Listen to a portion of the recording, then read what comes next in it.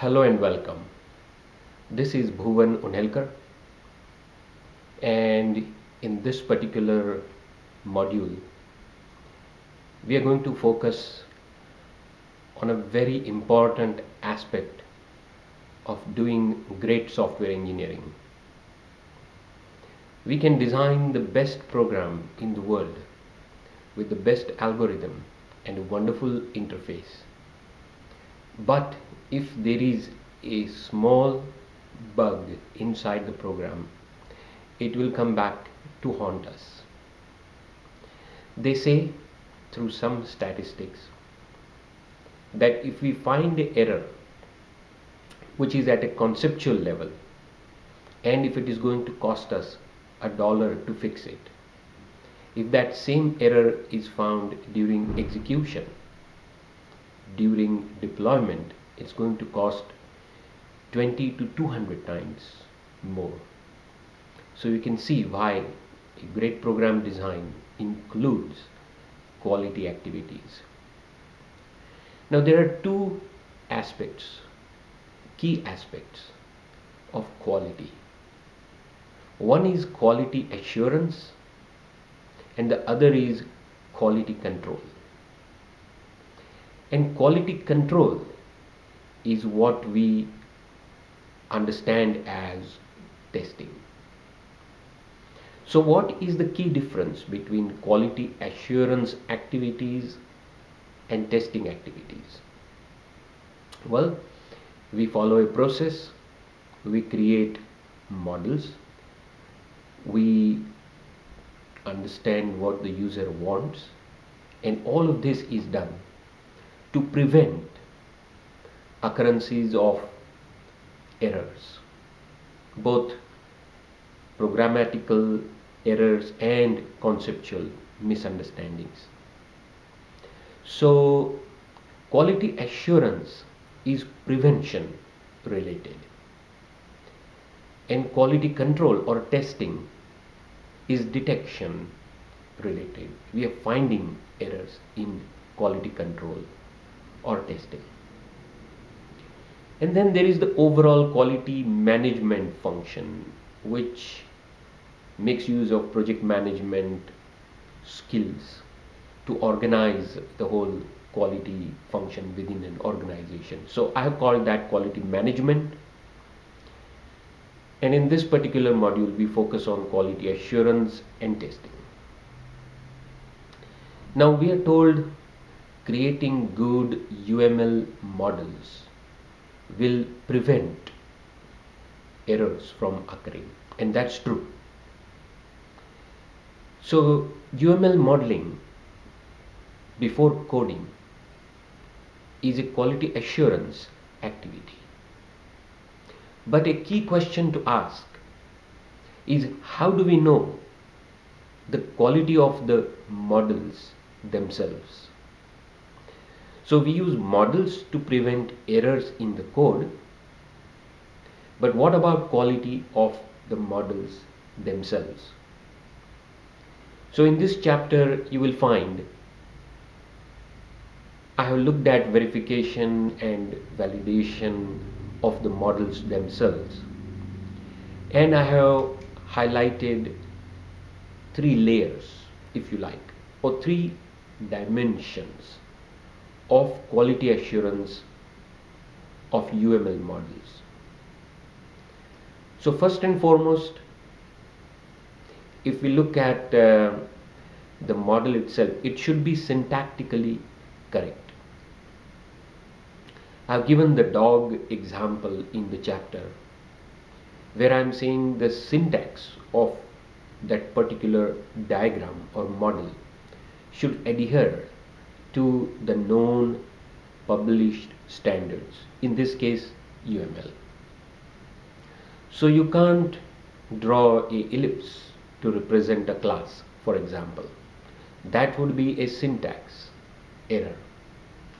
Or if you connect a actor to a use case and write a include or extend on that relationship, that's a syntactical error. If you put a class within a sequence diagram, not understanding that it is actually an object, then that's a syntactical error. In most cases, you will find though that tools like Star UML and Visio and quite a few commercial tools will prevent syntactical errors from occurring. But you need to know the syntax of the models. Then there is the semantics, the meaning behind the model. So if a end user, a business stakeholder is telling you a cat and you create a class and label it as dog, syntactically it's correct. Semantically, as far as its meaning is concerned, it's not right. So you need lot of prototyping, lot of collaboration, communication, visualization, all the things that agile methods talk about, like Scrum and XP, are all based on continuous collaboration and communication with the product owner. That can reduce, if not eliminate, semantic errors. And then finally, you draw the most accurate activity diagram, but you got 25 partitions or swim lanes and 300 activities on one diagram. Unreadable, aesthetically not pleasing. That's the third dimension of quality of UML models.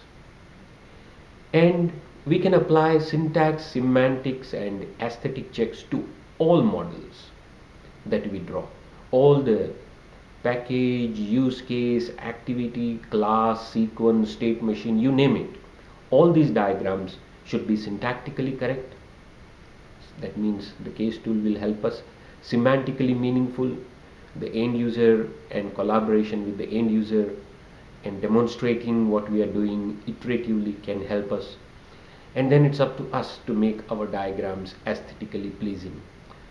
So a rough benchmark is 7 to 9 elements, 7 to 9 use cases or classes on one diagram makes sense aesthetically, that is. So that will help us create good quality UML diagrams, and then we use that to create code, and then we test the code. So that then brings us to test planning, test management, test design. So once you have an overall plan, the schedule is there, who is going to test, when they will test, what are the resources we will need, how much budget we have, and then we move to test designs per package usually. But you will have to factor in interface testing, performance testing, the non-functional requirements we talked about previously need to be tested as well. So testing can be a profession in its own right, and in fact it is. So ISTQB is a standard that provides certification in testing as a profession. You can decide that you will test the system only through data input and verifying the output, black box. You don't peep inside. But if you do a code walkthrough, white box testing. Similarly, you got automated testing and manual testing, equivalence partitioning and boundary value.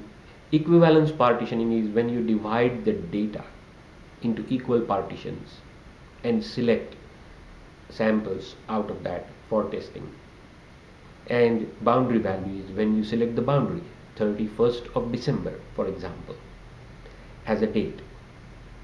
So creating the test data with the right mix of valid and invalid test data is crucial to testing your program. So remember, invalid data which your system rejects is as important in testing as valid data which should be accepted. And you will then find your You can go through and conduct the test and jot down the results, or you can use a tool, a test tool, to do that verification for you. You could be testing based on the functionality, use cases, or you could be testing based on classes, which is basically your designs, horizontal and vertical. So have a read of the chapter, try and absorb this very, very important chapter of preventing errors and then detecting errors, of detecting functional errors versus performance and scalability and security kind of non-functional errors, creating good test data with valid and invalid data, and then of course collating the results. I hope this has been of value to you. I hope all your programs that you design henceforth will be imbued with this discussion around quality. And I, of course, wish you all the best in becoming great software engineers. Take care. Bye bye.